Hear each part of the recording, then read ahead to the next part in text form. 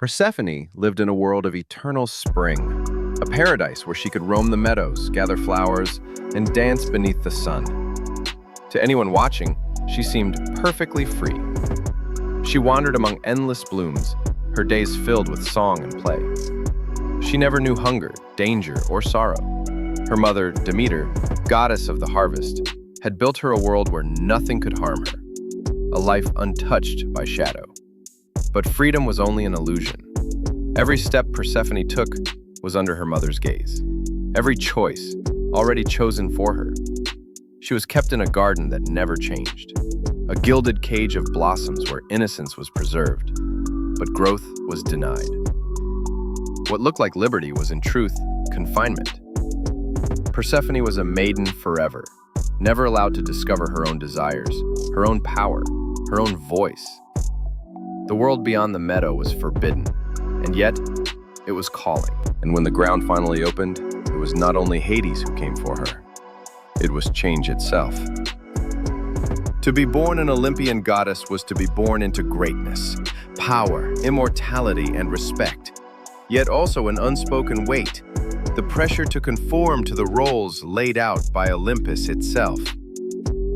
Each goddess had her domain: Athena the strategist, Hera the queen, Aphrodite the embodiment of desire.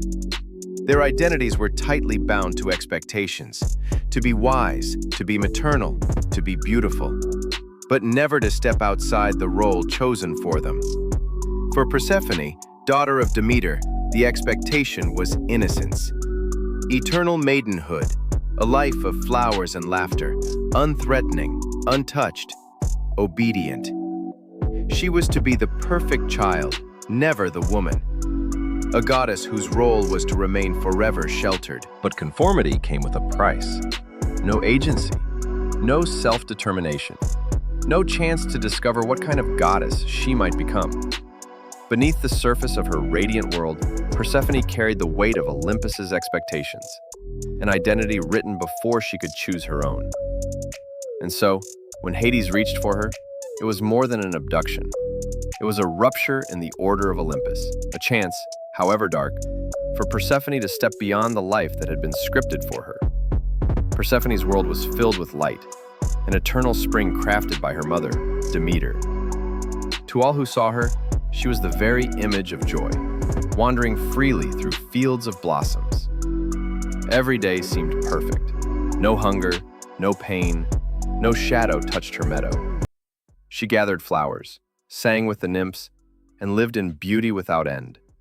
A paradise that looked like freedom, yet sometimes her laughter faltered. Sometimes she lingered at the edge of the fields, staring into the unknown. For in a world where nothing ever changed, even paradise could feel like a prison. Persephone loved her meadow, but deep inside something stirred, an unnameable yearning for more than innocence, more than eternal spring. A longing for growth, for choice, for something her mother's careful world could never give her. She did not know it yet, but the world would soon answer that yearning. Change was already on its way, rising from the shadows below.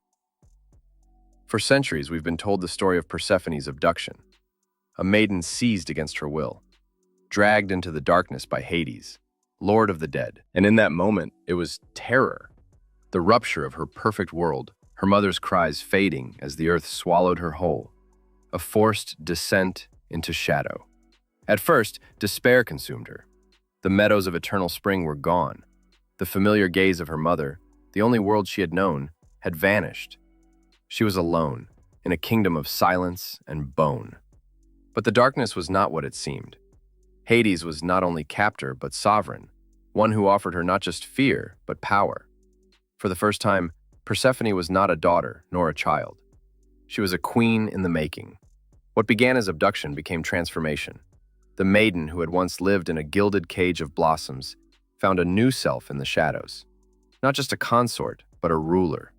Not just captive, but queen. Perhaps the story is not only about loss and force. Perhaps it is also about becoming.